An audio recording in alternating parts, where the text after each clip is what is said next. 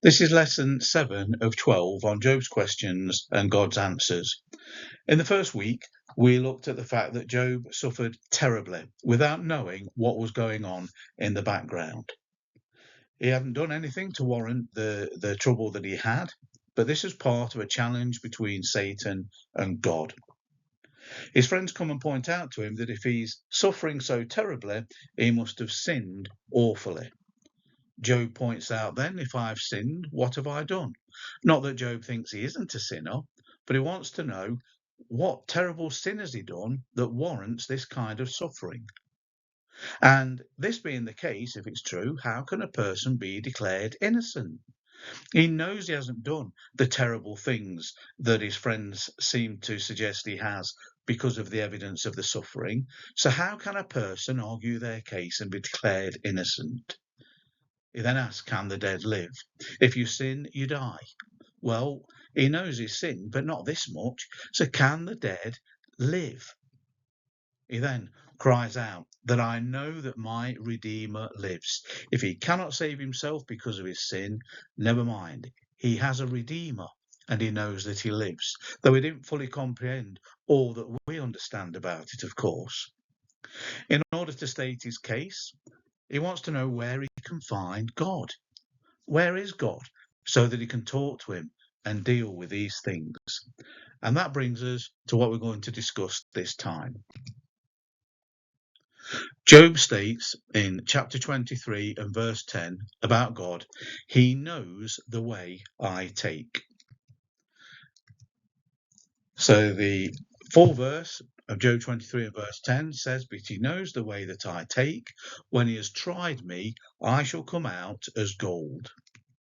When we come over to the New Testament, to James chapter 1 and verse 12, we read the words, blessed is the man who remains steadfast under trial, for when he has stood the test, he will receive the crown of life, which God has promised to those who love him. Now, whilst we're going a little bit out of sequence here, as this is a question asked in the second cycle of the discussions that Job was having with his friends, Job is in a deep darkness at the time. It's found at the point that we've previously made reference to more than once. Eliphaz had uttered his wonderful word of advice. Submit to God and you will have peace. Then things will go well for you. In Job 22 and verse 21.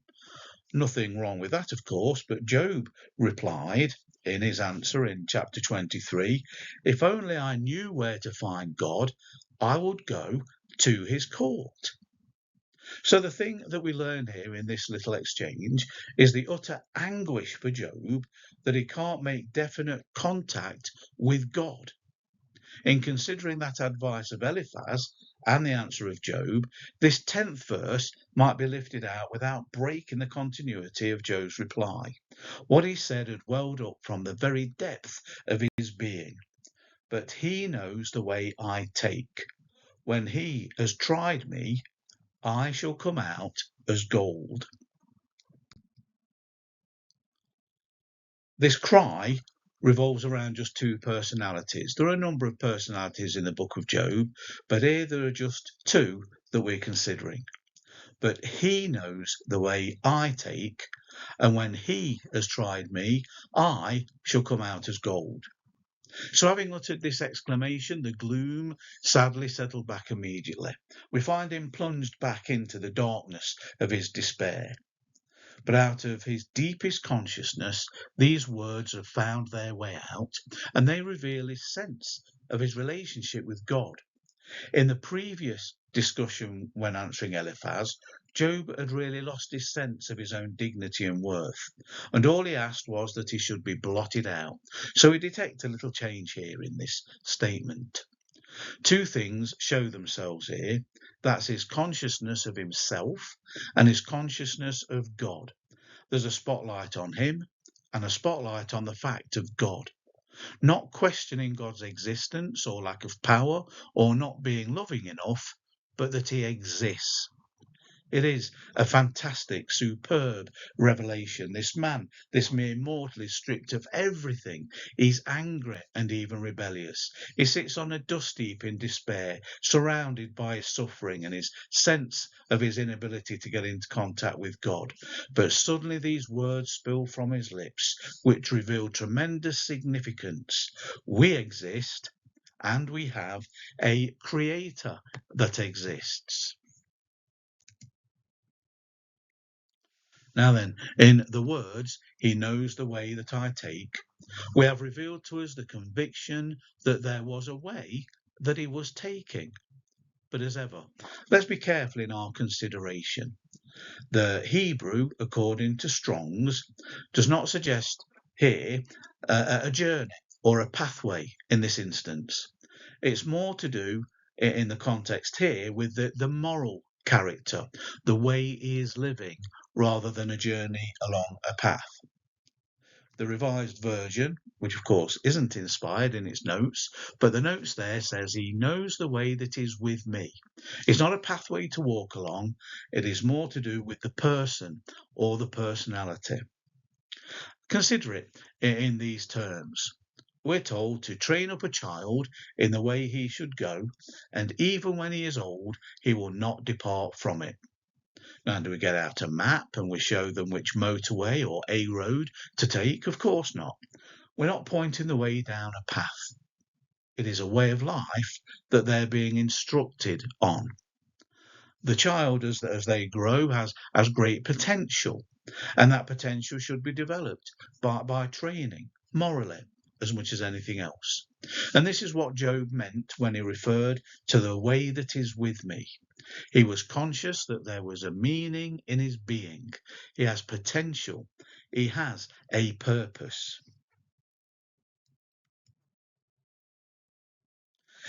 It is so confusing, isn't it? How do I find out the purpose of my life and how it can be fulfilled? See, without knowing our purpose, how do we know what to do? How do we know if we have fulfilled it?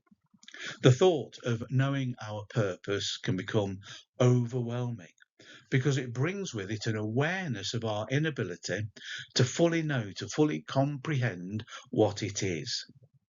Now, the thing about Job is, Job knows that he does not understand, but he knows God knows everything completely. Everything about him, everything within him. God knows the way he takes. And to that he added the statement, and when he tests me, I will come out as pure as gold. So Job recognizes that life contains with it some sort of testing for gold, a mixture of things needed to be dealt with concerning him. His words express a consciousness that his life had a meaning and a purpose, and to discover it, there had to be a process of testing, which is described as being by fire. The comfort of the statement is not the revelation of a self-consciousness, but the sense of God that brings about. This was the foundation for what informs him. He starts with the fact of God. Job announced his own ignorance of the purpose or real value of his life, and yet there was a knowledge of there being potential within him. There is some purpose, whatever it might be. What he did not know was known to God.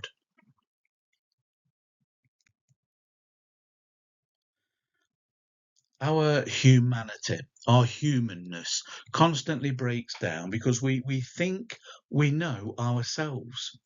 We decide what we're going to do, what we're going to be. All this is useful. I mean, it should be that way. It's valuable to get a grip of those things and have direction in your life. But so many, when they retire, for example, lose their identity. There must be something more.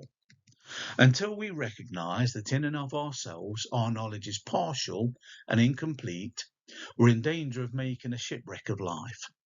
We are created by God, and that which is by divine creation in every human being doesn't find its ultimate value in that which is purely material or physical, that which Solomon says is under the sun. The way that is in us is linked to the life that lies beyond all this earthly stuff. All this is known to God. There is a potential within the human soul. If rightly tuned or tweaked, we find a suitability for the ultimate fulfillment of our purpose. And our life can then be lived with that ultimate purpose in mind. When Jesus was close to being crucified, as his death was approaching, we read this in John 18 and verse 37. Pilate said, "So you are a king?" Jesus responded, "You say I am a king. Actually, I was born and came into the world to testify to the truth. All who love the truth recognize that what I say is true." So here we see Jesus linked his birth with a purpose and a principle. The question that we should ask ourselves is, are we doing that? Because we are created by God. The only answer possible is that we cannot do it. From Job, we learn that what we cannot do because we do not know, God is able to do because he knows perfectly well.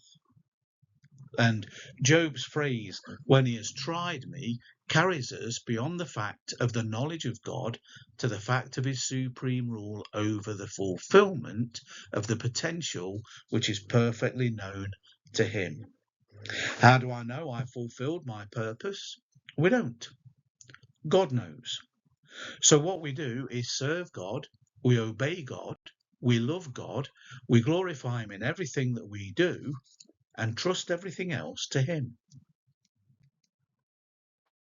In Malachi chapter 3 and verse 3, we read, "He will sit like a refiner of silver, burning away the dross. He will purify the Levites, refining them like gold and silver, so that they may once again offer acceptable sacrifices to the Lord." This picture helps us to understand the idea. The refiner carefully oversees the silver's purification. Just as Job viewed his trials as necessary tests from God that shaped him like pure gold. These challenges that come along burn away only what is unnecessary. And true character emerges through understanding and enduring this divine process. All that Job had was taken away from him, leaving him to ask, well, what's left? When we come to the New Testament, we find that Jesus provided the ultimate confirmation of these statements. His teachings, along with those of the apostles in the New Testament, affirm Job's statements.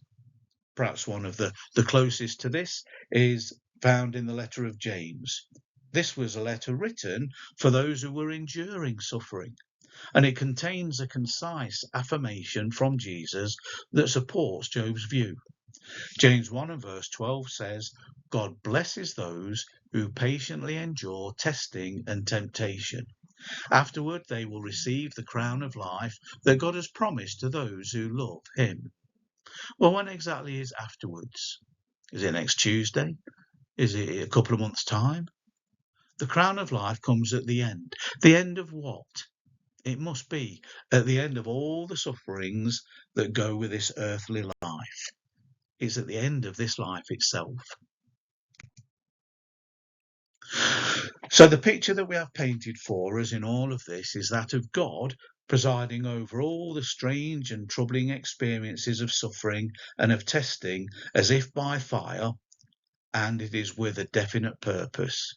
That purpose being, as James puts it, that those who pass through the testing shall find the crown of life. This is the same idea as that expressed by Job in the words, "I will come out as pure gold." James, of course, describes it as the reception of the victor's crown, the coronation of life, the full realization of its meaning, the ultimate victory. This government of the process by God was in the mind of Paul when he said in 1 Corinthians 10 and verse 13, the temptations in your life are no different from what others experience. God will not allow any fire to harm that which is being tested. Now, in this immediate connection, Paul continues to say this, and God is faithful. He will not allow the temptation to be more than you can stand. When you are tempted, he will show you a way out so that you can endure. We can't take this suffering lightly. This testing is severe. But James declares, blessed is the one that endures the temptation.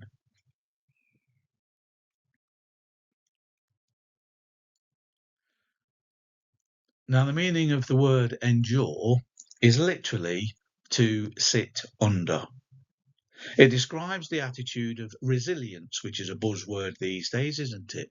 It describes the attitude of resilience in the midst of the burning of these fires that are bringing out the pure gold. The book of Job only is twice referred to in the New Testament, once from the pen of Paul and once from that of James. Paul's reference occurs when he quotes the words of Eliphaz in his first address in Job 5 and verse 12. He frustrates the plans of schemers so that the work of their hands will not succeed. Perhaps there was a touch of satire or sarcasm in Paul quoting Eliphaz, because Eliphaz, of course, didn't really understand. He was saying these things without the right context. The other reference is that in James 5 and verse 2. You have heard of the patience of Job. It's thought by those who know such things that a better word than patience to be used there is endurance. The reason is that we find it difficult to understand this idea of the patience of Job in our way of using the word. Because in the way we understand the word patient, we think Job was anything but that. It's true that in the passage where the reference is found, James was urging patience, and he spoke of the patience of prophets and of the endurance of Job. These two things are, of course, closely connected. But patience means long-suffering, and this seems to have more to do with people. We are patient with people, whereas endurance seems to have more of a reference to our attitude towards our circumstances, how we respond and how we react to things that happen to us. Job didn't seem to demonstrate patience in the sense of long-suffering. He was angry with his friends. He employed wonderful language when dealing with them, sarcastic language. But Job did endure. In the whole story of Job, we see the patience of God and the endurance of this man. When these act together, the outcome is certain. As we endure whatever Satan throws at us, God is patient through it. And provided we don't walk away from him, we will receive a crown and eternal life, free from any more trouble. God is patient with us as we maybe even fall out with him a little bit, as we ask questions of what's going on. But if we endure, he will be patient with us.